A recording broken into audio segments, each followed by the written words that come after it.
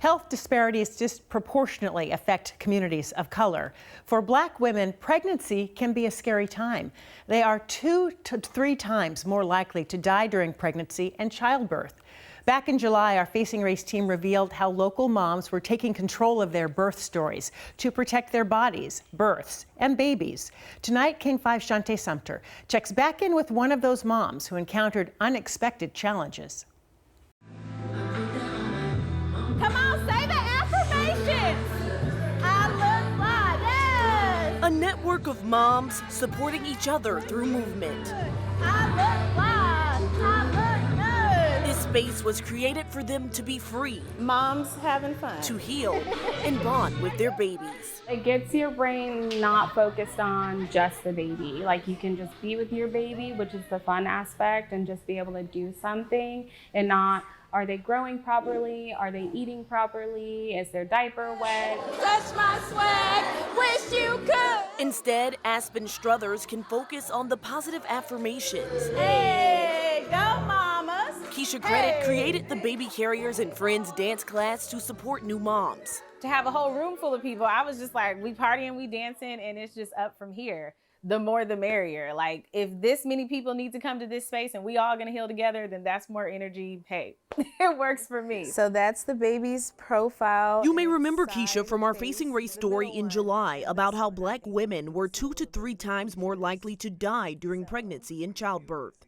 And I realize now that advocating for a team that felt like me, or at least could relate to the things that I wanted, was really important. Is breathe in through your nose. Keisha was 7 months pregnant then, building a team of color to ensure she had a peaceful birth. From there, my doula met us at the hospital, and everything that we said that we wanted to do, she was able to definitely implement, which was awesome. It was not easy.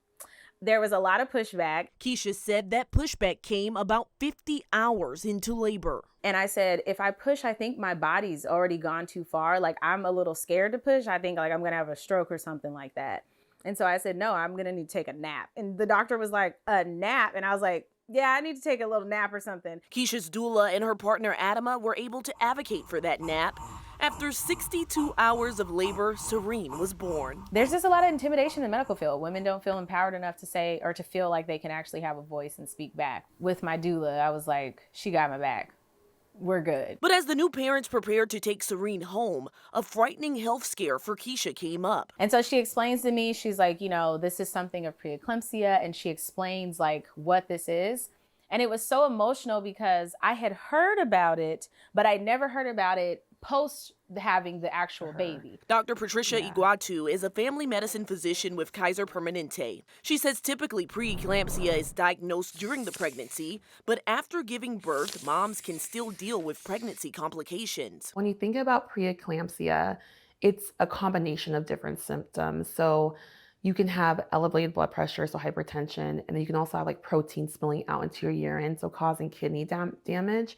And then you could have gestational hypertension, which is just hypertension in pregnancy after 20 weeks. According to the Preeclampsia Foundation, Black women are 60% more likely to develop the condition than white women. Dr. Iguatu says it boils down to structural racism. So where an individual lives, they sleep, the air that they breathe, the food that they eat, the access to healthcare, all of those things can really impact an individual in terms of why they're more likely to get preeclampsia. In the U.S., preeclampsia affects between 5 to 8% of pregnancies, and in most cases leads to preterm birth, according to the March of Dimes. We need to get better access for Black women to all of those things I talked about.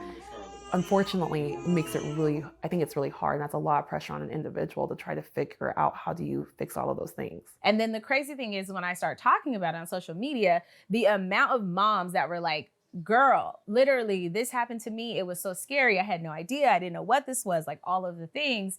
And they're like, how come we don't know this as moms, that this is such a heavy thing? Yeah. After staying 5 extra days in the hospital, Keisha, Adama, and baby Serene were finally able to go home. Okay, son. Now the focus is on learning more about her son and leaning into her feelings. And motherhood emotions, it's so real. It's like you can't control the different thoughts that you have, and you don't know why you're feeling that way. Like, it's like some days you're like, everything's great, but I don't feel great. Postpartum can come in different forms for moms, but Dr. Iguatu says having a support system is necessary. So having people that show up for you, if it's not friends or family or doula, is so important because they can be really intuitive to be like, hey, you're not okay. Let's check in about these things. Let's bring it to your physician and let's talk about it and how do we make you better. Woo. All right, you guys. You guys did good. Let's clap it up. As these moms connect with their babies, Keisha hopes this new movement will encourage other moms to find the village they need. I like to dance with my little one. Keisha plans to continue the Baby Carriers and Friends dance classes. For more information on that and links to support for new moms, text the word BABY to 206-448-4545. And Joyce, for Keisha, it wasn't something she set out to do, starting this class and bringing moms together. But once she went through what she went through, she was like, okay, there's a need. Let's create this space for us all to heal. You mentioned that she got some pushback. She wanted to take that nap. Her doula stepped in to speak for her. Of the Black women that you talked to who've gone through a birthing experience, how important was it for them to have that extra voice in the room? Well, Joyce, very important. For these moms, that's the reason why they look for doulas and try to find a team of color, because we know as you go into a hospital or a healthcare setting, sometimes just seeing someone who looks like you just kind of it takes off a little bit of the pressure. So for them, that was so important. And for Keisha, everything that happened within those 50 hours, she didn't learn about it until after the baby was there. So that's another reason why just having that team behind the scenes, smoothing everything out for her, it really helped. Even though she went through all of that, it helped really make everything go peaceful as possible at least. And turned into a healthy baby, good delivery. Right, a healthy baby. He's just so adorable. That's how you got the name Serene, so calm. Thank you.